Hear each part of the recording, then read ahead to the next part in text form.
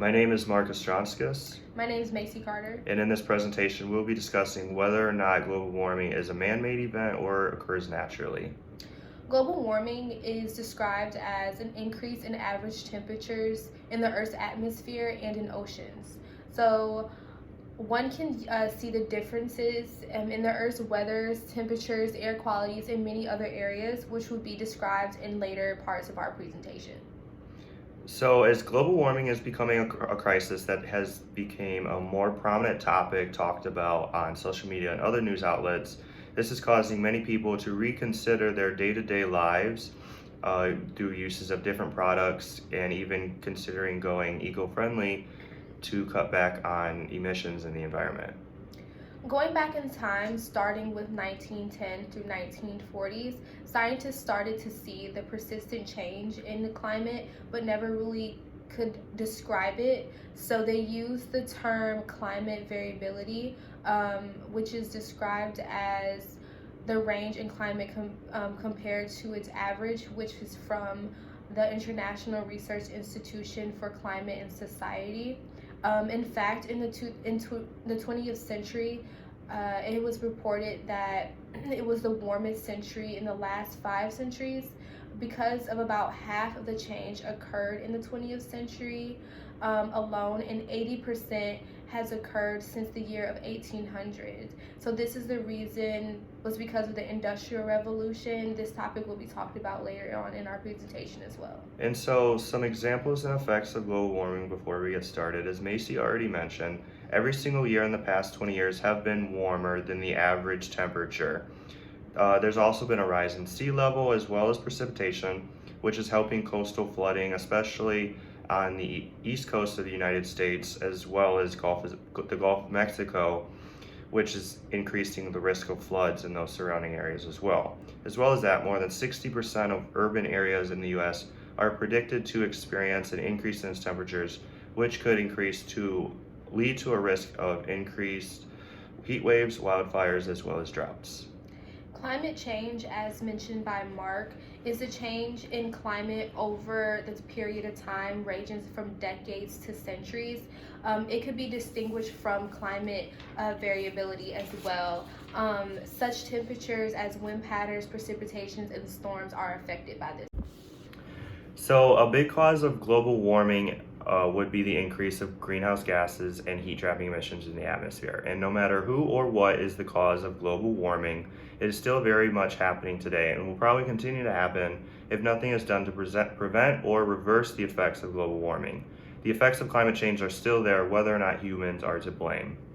In this presentation, we will talk about both perspectives of global warming, essentially man-made and natural occurrence. I will be talking about the global warming as a natural occurrence. And I will be representing the side that humans are responsible for global warming. So that brings us to our first topic of discussion, which would be activity from the sun and how that affects the environment. And in my perspective, the sun cannot be to blame for the rise of global warming, since the sun does radiate energy onto the earth, and that does get reabsorbed and re-radiated back off as heat. Our unique atmosphere of our planet is made up of several gases, which helps to contain the heat here on earth. And this phenomenon has been happening for a long as time can record. However, data from these studies are showing that there is only a very slight drop in the amount of energy that the sun is giving off. Therefore, this is proving that global warming cannot be caused by an increased activity by the sun, since if the sun increases the planet's temperature, it would be expected to find an increase in all of the atmosphere. However, studies are showing that there's actually a cooling in the upper atmosphere and only a warming on the lower part of the atmosphere. In my perspective, this means that radiation from the sun already is absorbed to the earth because of the change in the earth's movement. So the climate will never ever be the same every single year for that reason. Orbital change occurs over thousands of years, and the climate system may also take thousands of years to respond to the orbital forces. So this means that Earth's climate system can finally catch up to the orbital changes, which also is another factor of global warming seen in the world today. Lastly, the change in the Earth's tilt can change the strengths of the season, meaning the irregularity of the Earth's orbit varies, and the effects and the strengths of the seasons greatly. So this brings us to our next topic of discussion of the effects that CO2 has in the environment. In my point of view, from the years of 2000 to 2001, greenhouse gas emissions were at their highest peak in history, which were largely driven by the growth of economy and population. In between the years of 1950 and 2011, about half of the carbon dioxide emissions were due to human causes that occurred only in the latter 40 years of that time span. Since the year of 1750 as well, about half of those emissions are still in the environment today. In my side, the carbon dioxide seen in the past couple of years is relatively high, even though during much of the last century the climate was cooling. A scientist looked deeper into the theory, and some realized that considering the climate has not warmed in the past 8 years, told by a U.S. Today writer, Fred S. Singer, the greenhouse gases still increase rapidly. So the consensus about human involvement is not relatively true. Considering that the atmosphere also has water vapor, which is the most powerful green gas in addition to carbon dioxide, most scientists in their greenhouse computer models has inferred in the past that water vapor is supposedly positive, but it can potentially be negative at this point. The increase in CO2 produces a warming of the ocean. A higher rate of evaporation might lead to more humidity and cloudiness. It can be noted that the CO2 gases can be lowered than the water vapor, which in essence turns the whole theory around. And now for the next topic of discussion about natural events that could affect the climate. One of those natural events being deforestation. Deforestation is defined as cutting down or getting rid of tree and plant life. This leads to more carbon dioxide to be transmitted into the air, as deforestation can cause a reduction in evapotranspiration and precipitation, and an increase in surface temperature in tropical regions that were replaced by pastures. According to Merriam-Webster Dictionary, the word evapotranspiration means the loss of water from soil by evaporation and by transpiration from plants growing. In short, this means that the disappearance of plant life will potentially cease more plant life from growing in particular areas or forests. Getting rid of trees and other plant life rapidly can cause a more drier, humid climate, which was projected by the IPCC. However, forest fires, droughts, floods, and amongst other environmental occurrences that happen in nature still affect the plant life in the environment. Since plants and trees take in CO2, deforestation of plants would directly affect how CO2 would stay in the environment instead of being taken in by trees and plants through photosynthesis. However, another natural event that affects the climate is volcanic eruptions and variations in energy being emitted from the sun.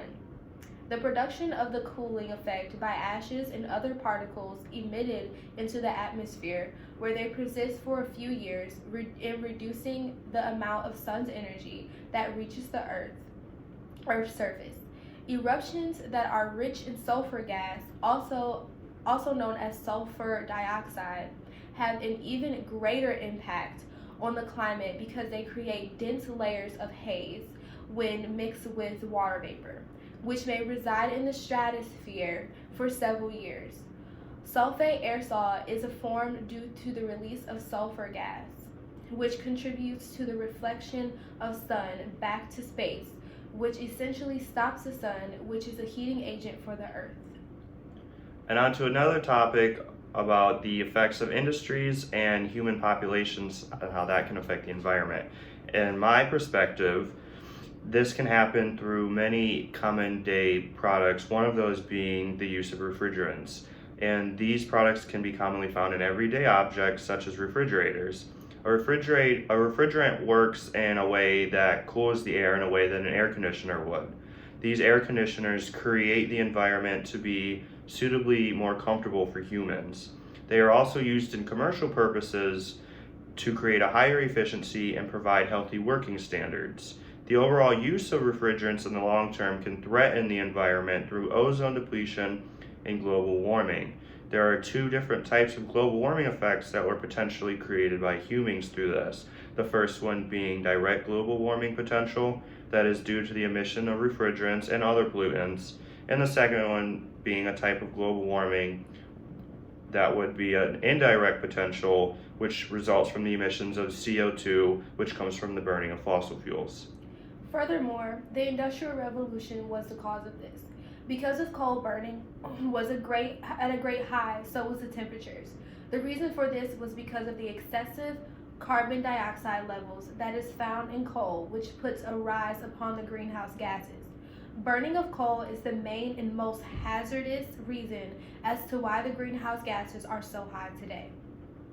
The time after the end of the Little Ice Age, which itself was accompanied by the rebound in an average temperatures independent of the slow rise in greenhouse gases that occurred through the 19th century. The estimate of global warming for the period of 1861 to 1880s until 2015 ranged from 93 degrees Celsius, which is equivalent to over 100-degree weather during this time. Scientists call this time period a hiatus, which is a time period of abnormal temperatures. And then that takes us to our last topic about how the effects of climate change can affect the ocean. So throughout all the rises of CO2 and all the other causes of global warming, they all have effects on the ocean as well. So as heat gets trapped into the atmosphere from the environment, this affects the ocean, as the ocean is a great place for thermal energy to be stored. Observations have shown that the temperature of the ocean has increased instead of decreased throughout the years, which indicates that the amount of energy in the atmosphere has also been increasing. These observations show that since the ocean has been warmer than usual, the ocean is actually acting as a heat source instead of cooling the environment like it should be the other way around. To add to what was said previously, oceans have an even greater impact on climate because it has a large capacity of storing energy, which gives it the possibility to play a critical role in determining weather patterns in moderate climate swings and will possibly determine the global patterns and speed of climate change. The ocean water moves steadily, exchanging heat with the atmosphere, which turns into storing energy, which essentially causes temperatures to rise or fall. Scientists have seen this in the Pacific Ocean, which has a warming temperature mode and a cooling temperature mode, which is known as the PDO. This is a geographic rearrangement on atmospheric and oceanic circulation patterns in the North Pacific. It is known that such regional changes can also influence weather patterns over much larger areas. This regional weather change has increased drastically, meaning weather in large areas has been abnormally high, which causes things like sea levels to rise due to glaciers melting, which could potentially lead to coastal locations beginning to go underwater and increase flooding in some areas. In closing, greenhouse effect and climate change has become an increased risk as humans become more and more careless with the gases that are being released into the atmosphere. Although this is true, some has completely turned their way of living around by completely becoming eco-friendly. Doing things like recycling, using more paper goods instead of plastic, and even doing compost mechanisms to dispose garbage organically. Though this could be the case, the world has already endured a lot of damage due to excess changes happening through both natural occurrence and man-made involvements.